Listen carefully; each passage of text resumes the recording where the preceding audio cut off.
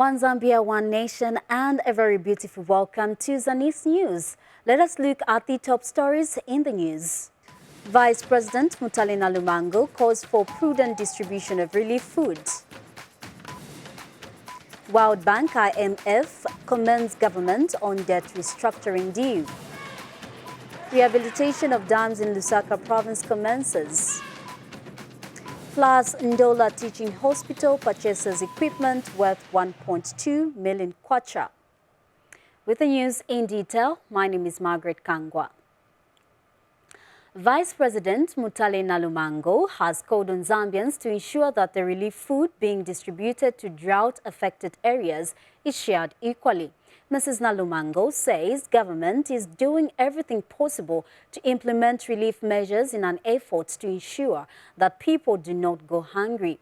The Vice President said this in Chongwe district when she visited Kanakantapa resettlement scheme to check on the effects of the drought. But more importantly, I've come back to say, truly I've seen the devastation. The only word I'll leave is continue to hope, and your government, as I said before, will not leave you alone. We will walk this path together. Miunda yaonongeka, milis kulibe. I am so sorry, but like Chileshe said, we can't change that which God is doing, but we have to do what we can. Truly, that is my call to you, colleagues. Don't keep food. Have what you need. It will be like manna. Watenga vambili vaola. Mwabwela sana matenda munyumba. Kubana chifukwa mzaka alibe. Please, let us be careful when food starts coming. Let us all be responsible. Don't get 3-4 bags against another person.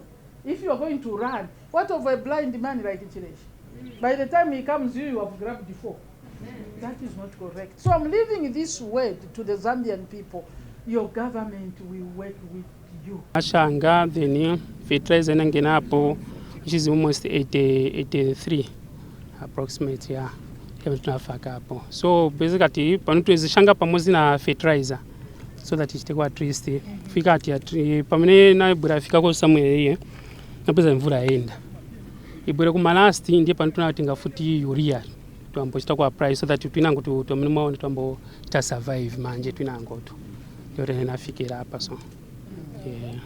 Now, Minister of Tourism Rodney Sikumba has urged Zambians to continue upholding the late First Republican President Kenneth Kaunda's legacy of promoting unity, peace and stability.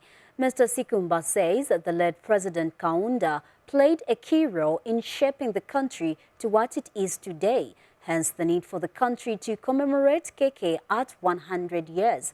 And speaking at a media breakfast to launch KK at 100 birthday celebrations in Lusaka, Mr. Sikumba called on Zambians to embrace the values and principles that the forefathers stood for. More in this report.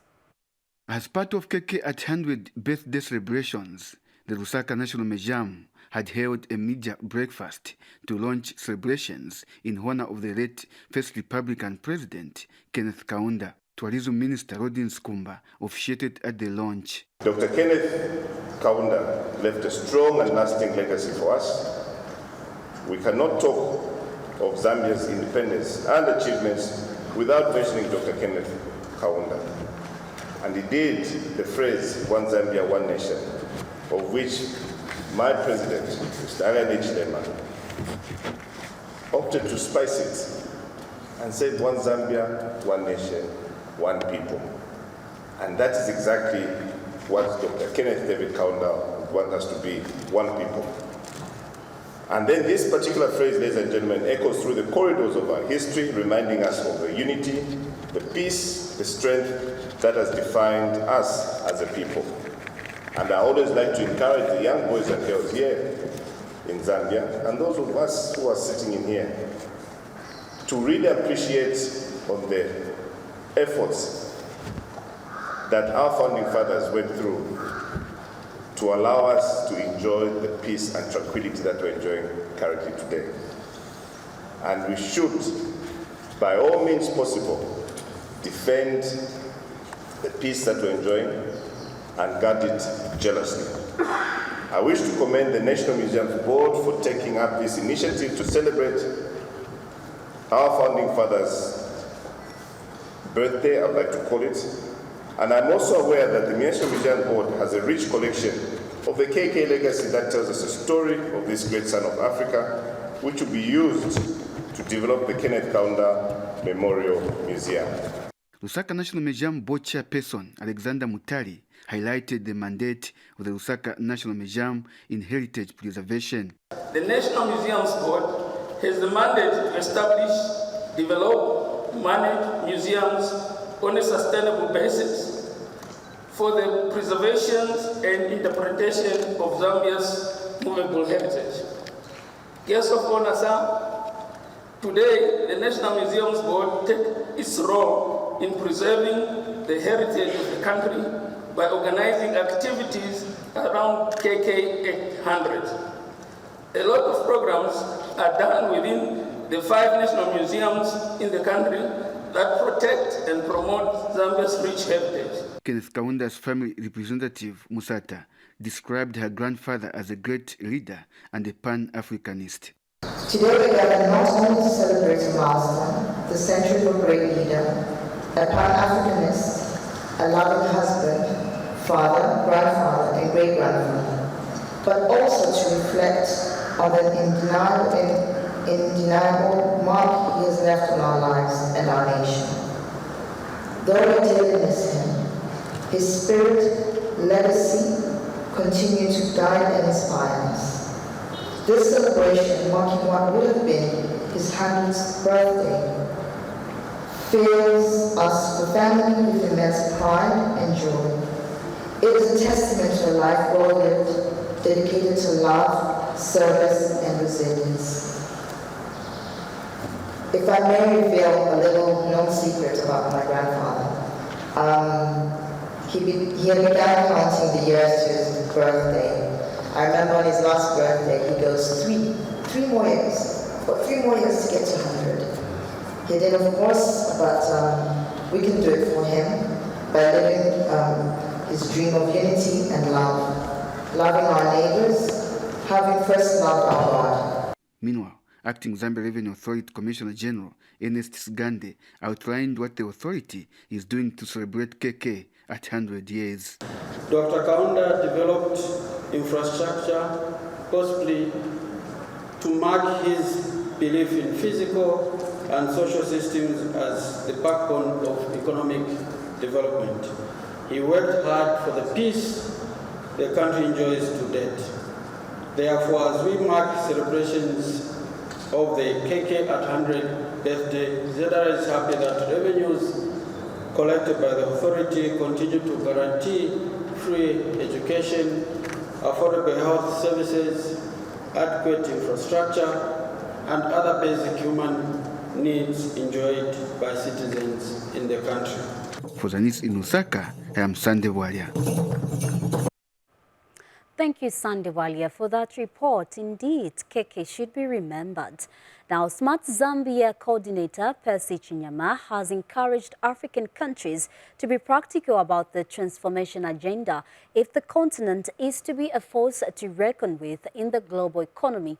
Mr. Chinyama said this before his presentation on Africa's digital transformation through digital technologies during a side meeting at the 2024 China-Africa Internet Development and Cooperation Forum in Xiamen, China. He has implored African countries to learn from China, join forces and collaborate. More in this report by Aaron Kamanga. After the opening ceremony of the 2024 China-Africa Internet Development and Cooperation Forum in Xiamen, China, the conference held side meetings where several topics were deliberated. In his presentation on Africa's transformation through digital technologies, Smart Zambia National Coordinator Percy Chinyama said Africa has a lot to learn from China. We have a lot to learn from our strategic partner, which is China. who have been practical about these transformations.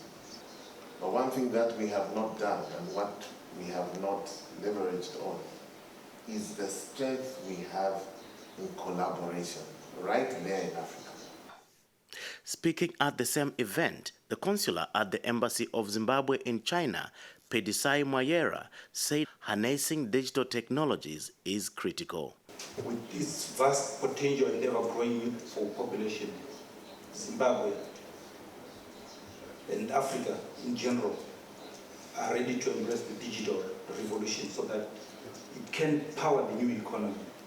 Zimbabwe and Africa have to be part of this sophisticated but essential transformation to empower its people through digital technologies. In responding to presentations by representatives from African countries, the general manager of WorldFest, Weng Wei Feng, explained that his firm could provide digitization solutions to African countries. So then we provide the one global company, which means we will facilitate this global, maybe SMEs doing the business, doing the payment, doing the FX, freely, smoothly, just like they're doing locally. So that's what our ambitious. So we provide global accounts, we provide our financing service, we provide our services. So that's the three different types of product services we provide. Aaron Kamanga reporting for Zanis in Xiamen, China. So much knowledge in there. Now, the World Bank and the International Monetary Fund, IMF, have praised government for reaching an agreement to restructure the over $3 billion United States debt with the bondholders. The two multilateral organizations have expressed optimism that the agreement will stimulate and accelerate the economic growth and improve government spending on other key sectors. Details in this report. About 3 years ago, Zambia became the first country to default on sovereign debt because of the unsustainable dues that the country had contracted. Today, the government is putting in place measures aimed at reversing the narrative that had negatively affected the country's economic growth by entering into agreements with both the official creditors and bondholders on debt restructuring under the G20 Common Framework. The Ministry of Finance and National Planning has engaged the various stakeholders to update them on the debt restructuring process that the country went through. The situation became particularly desperate because at the time when you needed more money, at the time when you needed more foreign exchange to be able to deal with this debt crisis, that was more or less the time also when our mining industry, the biggest source of money in the country, the biggest source of foreign currency in the country, it faced problems. It was under this period that KCM got into problems, under this period that Mopani got into problems. So 2 out of the 4 mining giants got into problems. And to see the contradiction, you need more money to be able to service the debt, but at the same time, the policy environment drove 2 of the big giants underground. The World Bank and the International Monetary Fund have congratulated Zambia for reaching an agreement with the bondholders to restructure over $3 billion United States debt under the Common Framework. What is also highly commendable is the quality of the fiscal consolidation. There has been a strategic reallocation of resources, moving away from poorly targeted subsidies, such as the fuel subsidy, for example, towards more significant, in order to significantly enhance social spending. And this is with the goal to invest in Zambia's most valuable asset, which is its people. The World Bank, through IDA, has committed over $2.1 billion to Zambia to support projects focused on private sector development and jobs, including service delivery and sustainable and resilient development. To further help the country in its debt distress, we have switched our funding modality since July 2023 to grants only and since that time have already committed a total of $647 million of grant. Secretary of the Treasury also provided highlights of the process that the country has undertaken so far. So you see that the process started in 2020 and we are now in 2024. So if we reach October, we'll be talking about 4 years of that process. Some of the people started losing hope. Some of the people started questioning whether it is going to materialize, but there we are. We hope we are on the right track. It has taken long because we are the first country that has gone through that process, because we are now basically a guinea pig. I'm sure that for the other countries it will take shorter. With reduced debt servicing costs, the government can allocate more resources towards other sectors of the economy, leading to increased production, supply and fiscal space. Michelo Lubinda for Zanis in Lusaka. Now, government says it is committed to ensuring that freedom of the media and press continues to be a reality in its everyday governance of the country. Minister of Information and Media Cornelius Mwanawasa says government, through his ministry, has ensured that public media institutions enjoy their full editorial autonomy. Mr. Mwanawasa, who is also chief government spokesperson, was speaking when European Union EU ambassador to Zambia paid a courtesy call on him. The chief government spokesperson has reiterated the public media will continue to operate freely without government's interference. He has stated that government is currently facilitating the review of the Independent Broadcasting Authority IBA Act of 2022 and the Zambia National Broadcasting Corporation ZNBC Act, Chapter 54 of the Laws of Zambia. He has further called on the EU to help Zambia News and Information Services ZANIS, ZNBC and Zambia Institute of Mass Communication ZAMCOM to digitalize their archived materials.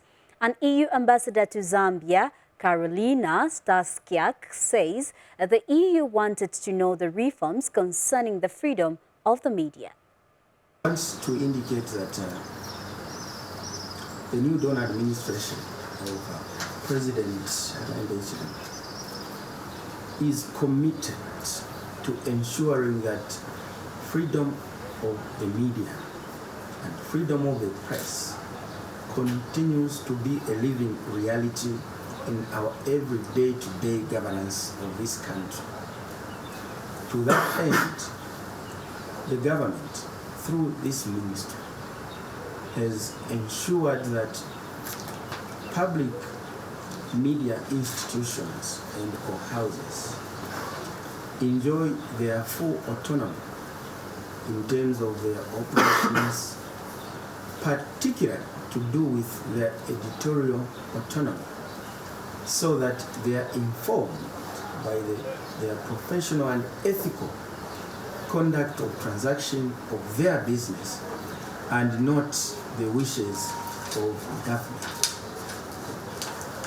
We wish to reiterate that shall continue to be the guiding principle of how government media or public media shall run in this country.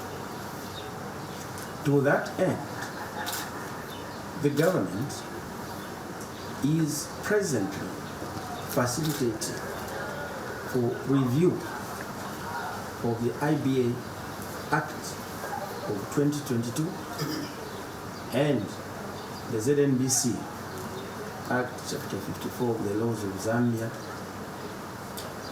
to bring them in line with current and contemporary dictates in the media fraternity. There are issues that are... and that has a good potential in increasing the transparency and access to information.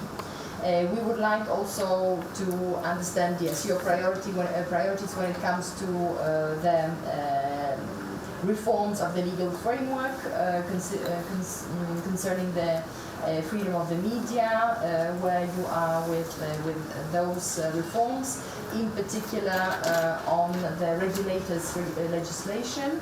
so the review of the IBA and ZNBC Acts.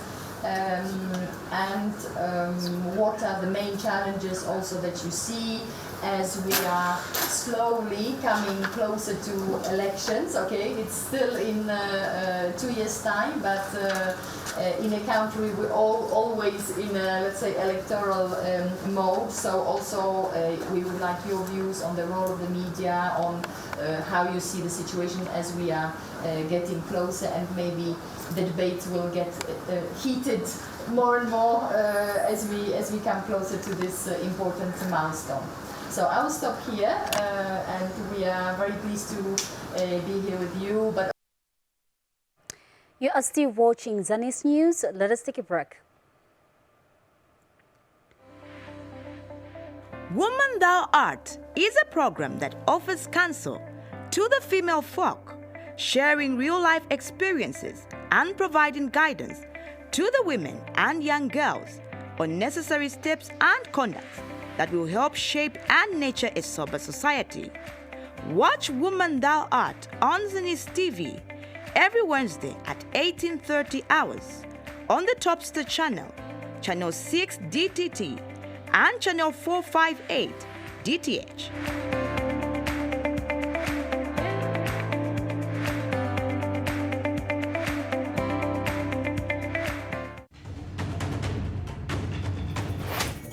Zanis TV presents Chayangoma on Your People's Channel every Fridays at 19 hours. Chayangoma is a traditional musical program that teaches Zambians norms and culture through song and dance. Watch Zanis TV on Topstar channel, channel 6 DTT, and channel 458 DTH. Don't miss.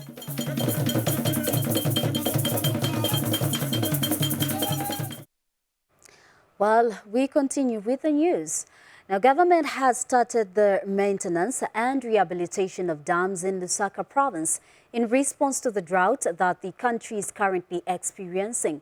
Lusaka Province Permanent Secretary Robert Kamalata says the province has 150 existing dams, with 75 located in Chongwe district. Mr. Kamalata said this when he inspected Katowa Dam, one of the infrastructure earmarked for rehabilitation in Chongwe district. And Esther Mwale has details in this report. Lusaka Province Permanent Secretary Robert Kamalata has toured Katowa Dam A, one of the dams to be rehabilitated in Chongwe district. He says the effect of the drought has underscored the importance of water resources and called on the community to conserve the little water that is available. In Lusaka Province, we are having 150 existing dams. And out of 150, half, 75, is in Chongwe district. One, identify all the existing dams, and we are going to rehabilitate them. So this dam originally it was not as it is, it has silted because the years have passed. So under the rehabilitation, we shall also look into the issues of maybe desilting. Mr. Kamalata emphasized the government's commitment to aiding the effects of the drought in the country. Chongwe District Farmers Coordinator Gutson Piri says Katowa Dam is used by 10 villages comprising of 1,200 households. So vinyama vishta depend pamanzi amene aya vantu vashta depend pamanzi amene aya so tikasamalira wonse tafaka meet pamozi. I'm sure iganizo amene boma ili nayo ingachitanize kuti tifike pasogolo la patali. The District Administrative Officer Kelvin Dandanda says the district has started the maintenance of 7 dams, out of which 5 have been completed. So far we have maintained 5 dams out of 7. And all these dams, we have already formed the committee. Albert Mpofu, Katowa Dam A Committee Chairperson, has commended government's efforts in the maintenance and rehabilitation of dams in Lusaka Province. Ndiye president watu pamoja na government yao yonse batiganizira for the first time. Batuza uti vantu wao recently vantu wabwera kulemba panjala tonse tine kugogoda kudanda ula panjala. kuyangana minda ngati mwapita siri bwino but boma yaganizira kuti munthu kukhala nikudya. Esther Mala reporting for the News in Chongwe District. Thank you so much for that report. Now, still on issues of climate change, Lake Tanganyika Development Project Coordinator Dora Kamweneshe has advised stakeholders to consider constructing smart climate infrastructure in the work of climate change. Ms. Kamweneshe has told Zanis in an interview in Pulungu that the rising water levels in Lake Tanganyika is an eye-opener for houses, offices and companies on the lake shore to build climate-smart infrastructure to prevent flooding. She says the prevailing situation where offices and houses are slowly being submerged by the rising waters could have been prevented. She has observed that designs that are climate-smart take care of the effects of climatic conditions, thus standing the test of time even in the eventualities. This is the reason why under Ministry of Green Economy and Environment, the emphasis is on the climate smart infrastructure development. Because under climate smart infrastructure development, the designs take care of issues such as this. Because with climate change, in a lot of areas there may be rising of waters, either in the rivers or in the lakes, as we are seeing exemplified here. So the designs also have to ensure that they take this into consideration, the rising of water, so that we don't have this kind of disaster. But you know, before infrastructure was just being built without taking into consideration. But now the emphasis is all infrastructure development should be climate smart so that we avoid this kind of problems. And now, in education news, the Copperbelt Province Minister Elisha Matambo has applauded the Teaching Service Commission for taking the recruitment function to district level. Mr. Matambo notes that the Teaching Service Commission's move of taking recruitment functions to district level is one way of ensuring that all trained teachers in districts are accorded an opportunity of applying within their districts. He has cited the recruitment of more than 30,000 teachers recruited across the country as a milestone in the teaching fraternity. The minister was speaking when Teaching Service Commission Chairperson Daphne Chimuka called on him at Cabinet offices in Dola. And Ms. Chimuka highlighted the initiatives that the Commission is putting in place to ensure that there is quality education in schools. I think what has been achieved so far, the past 2.5 years we've been in office as UPND, we need to recommend you for the work you've done so far. It was not easy, and some people thought it was not attainable to recruit 30,000 teachers, which this is the first recruitment of that magnitude since independence. That we don't have a situation where I've had chiefs complaining that most of our children are being left out, and we are having people coming from other places to come and get employment in those areas.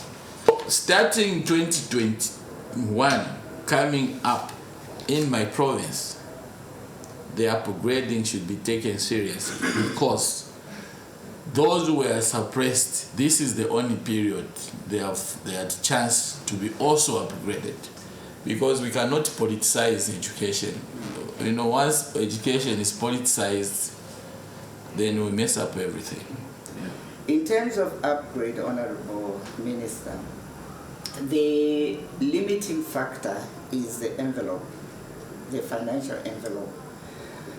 Because to upgrade a teacher is a financial cost. Yeah. Yes. What we explained to the PEOs when we started, each time we're given to recruit, we would request for higher level permit IDs. But the uncomfortable thing is that sometimes we get requests for upgrading people who only graduated last year. And we said it's not fair because there are others who graduated as far back as 2005 and they're still waiting to be upgraded. So we returned those files to the POs without upgrading those people. We explain what the ministry is doing. There are new schools that are being built now. And the conditions that the ministry is giving to whoever is building these schools, the World Bank I think is building quite a number of schools, is that it has to go with houses. So every school that is coming out now will have a set of teachers' houses. While as we want to please the communities by recruiting their children to teach in their schools, again we look at the child at the end of the day. What type of teacher will this child be taught by? Now, Plan International Zambia has distributed assorted food items to 500 vulnerable households in Vubu district to supplement government's efforts in promoting food security at household level. And beneficiaries have thanked the organization for the gesture. Devson Sakala has more in this report. The prolonged dry spell has proved to be a harbinger of hunger in some households in Vubu district. That is why, during the 3 days of sensitization on child protection in the area, Plan International Zambia distributed assorted food items to vulnerable people.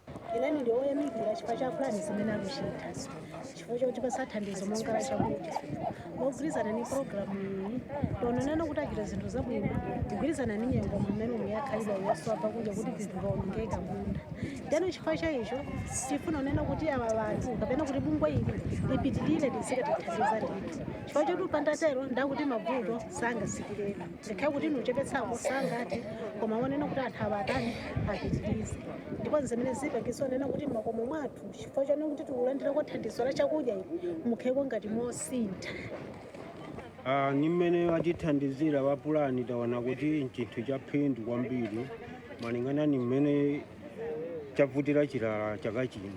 Komanso tisamalira bwino vana pamene tinaluswedwa vatithandiza moti ndife othokoza kwambiri pa zimene vatichitira. Othokoza ndithu zimene zikuchitika ndizisamalira chimene chaphunzira lukumuswa ngati tugwize nangapo. Othokoza ndithu. And Plan International Project Officer Deodatus Zulu has underscored the importance of the undertaking. You have seen what we are doing here is actually one of the interventions under the Sustainable Food Security and Nutrition Enhancement Project, which is a one-year project that Plan is implementing in 3 districts, Vubwi, Chadiza, and Mambwe. Particularly for Vubwi district, we are reaching out to 500 households, and the objective of the project is to provide immediate food needs, build long-term resilience, and also provide safeguarding issues to affected families. As you may be aware that in times of emergencies, families are faced with a lot of safeguarding issues, particularly children who need to be protected as we are responding to the effects of any disaster.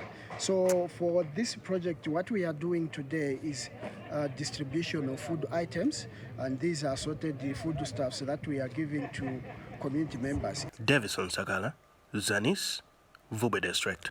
Thank you for that report. And now Chilubi District Commissioner Risto Mushembe has expressed happiness with the performance of Vella Cooperative in Muteka Ward.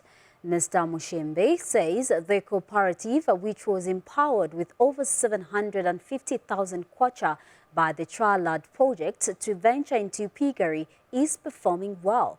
Jafet Munkondia gives more in this report. This is Vella Cooperative in Muteka Ward of Chilubi District. The cooperative received over 780,000 kwacha from the Transforming Landscape for Resilience and Development Trial project to venture into piggery. The cooperative is performing well, and this has related Chilubi District Commissioner Risto Mushembe, who visited the project. These are the people we want to benefit. So I'm putting it on record that we are really going to be supportive as government to this Vella Cooperative, because they are not sitting idle. They are so active and they are proactive. Some of the things that they are implementing here, we never expected, but they are doing it, and this is commendable to the chairperson and the entire organization that they have. Muteka village headman Kaloto has commended the Triad project for empowering the cooperative. Ile tukutika pamila basa ya fikope pa radio tulomfamwe ba buteko mwentungulu shimule tukosele shoguti mule bomfya finished product value addition alimona bambi bapela ka machine vale panga kona sausage na ifa pokuti value addition ikabombe takuli nshila benga tofila mu ba PS wes pokuti na ifutu we kwatako sausage kuchela yonse tulele shafe ukasam. Community members where the project is sitting had this to say. Kulishimbe chontemeno kuchakutira pantu bare twalo buyantanshi bare tongiriro kutira ino chirubi yeko pantanshi echintu chimwe chontemeno eko sana echo ninaine wine nshire ivimbira mukutira kwena nangu ninga bombo mfite timbwerere pano machawama na ine ndiye bombo kulingana ngepo bansalira nangu ngepo bambiro kutira mune uletwa foundation. Reporting for Zanis in Chirubi district, I'm Jafet Munkondia. Now the news continues, and in health news, Ndola District Commissioner Joseph Piri has commended Ndola Teaching Hospital Management for prudently managing government's fund by purchasing equipment that will improve healthcare services at the institution. Mr. Piri said this when he witnessed the delivery of 2 theatre machines, 90 beds and 90 bedside LAKAs that the health institution has purchased at a cost of 1.2 million kwacha. Details in this report. To add up to the bed capacity and other equipments, the Ndola Teaching Hospital Management has purchased 2 theatre machines, 90 bedside LAKAs, 90 patients' beds at a cost of 1.2 million kwacha. The funds have been derived from government allocation under the Ministry of Health. Ndola District Commissioner received the items on behalf of government. Management here for the prudent usage of the funds that are being received, that they are receiving, because it takes themselves to be disciplined and of course to properly use the funds that are being given by the government. So this is the way to go, and I'm very happy. And also, I'll also be failing in my duties if I don't propound on the issue which I've been always talking about. This is discipline among the workforce itself. Procure this machinery. It is as a result of you seeing that you have got a shortage of this machinery. Therefore, you went to the extent of buying it at the cost of 1.2 million kwacha. With more beds at the hospital, more workforce will be needed. I also want to ask the Ministry of Health that we have got more machines now here to not make any sense after procuring these machines, then we have got a shortage of workforce. It will not make any sense. So I would rather call upon the Ministry of Health through the provincial administration to give us more workforce, the personnel itself. The hospital management is happy to receive the equipment. For us as a Ndola Teaching Hospital, that today as an institution, we procured this massive equipment that is behind, anesthetic machines, beds, and so forth. Guest of honor, as an institution, we ran 5 theaters, and of those 5 theaters, 2 were able to ventilate, so what that deficit. But all this is due to the massive support that the government is able to give us through the funding. Looking for over the years, we are very, very happy that at least we have new beds on the wards. And we would like to assure you, DC, that whatever we have received today, we'll take care of them and we'll make sure that they are used for the intended purpose. Nelly Botter reporting for Zanis in Ndola.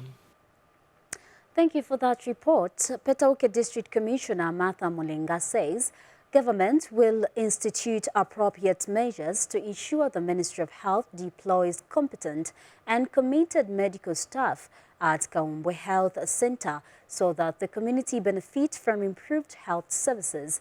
Mrs. Mulinga revealed this when she called on Chieftainess Mwanawasa at her palace. Not all is well at Kaumbwe Rural Health Center as Chieftainess Mwanawasa is not happy with the attitude of the health staff following an incident in which an expectant mother from the village in the neighboring Mozambique delivered on the floor after a named medical staff refused to attend to her. The chieftainess has summoned government officials to express her disappointment.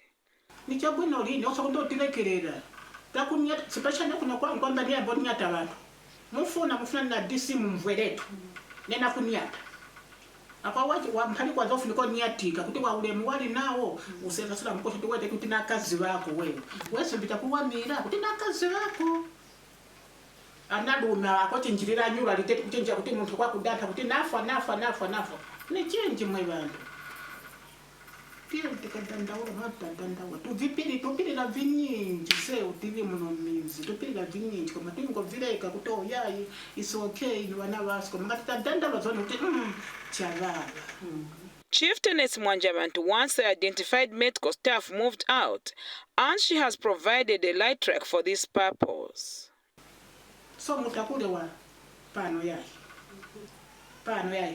kapita mdia moto kanena kanta nipase nikanda kapita mfate kaka kuteka kwa vyani kulonga tiwa kwa vyani. Ann Petoke District Commissioner Martha Mlenga has rendered an apology and has assured of immediate government action. We'll carry him with us. Disciplinary issues will follow. We'll see where the disciplinary issue ends. Because moving him even from here to another facility, if he doesn't show remorse, he will still get same complaints even from the other facility. He is one of the 11,000, if I'm not mistaken. It was very unfortunate that he was not in the meeting when the commissioners came. Us who were there heard what the commissioners said, that they won't tolerate indisciplined staff. They won't hesitate to get rid of indisciplined staff. What the commissioners under Ministry of Health expect is proper service delivery, even us at district level. That's what we expect. Lubasi Mtafela, Zanis, Petoke District, Eastern Province. Well, and finally in the news, a 23-year-old man of Sub-Chief Mutondo's has been killed by a crocodile. The man, identified as Peter Kawaso, is allegedly to have been killed by the reptile on Kasakalawe stream in Luponsoshi district, where he is suspected to have gone fishing. Sub-Chief Mutondo, who confirmed the development to Zanis in Luponsoshi, says Mr. Kawaso is suspected to have gone fishing on Friday but never returned home. Sub-Chief Mutondo has explained that his body was only discovered on Sunday after some community members launched a search for him. The traditional leader says the deceased was discovered without the heart, private parts and intestines. Well, that item brings us to the end of the news, and before I finish, we look at the top stories once again. Vice President Mutalina Lumango calls for prudent distribution of relief foods. World Bank IMF commends government on debt restructuring deal. Rehabilitation of dams in Lusaka province commences. Plus, Ndola Teaching Hospital purchases equipment worth 1.2 million kwacha. On behalf of the entire production crew at Zanis, thank you so much for watching Zanis News. It has been Margaret Kangwa. Stay tuned.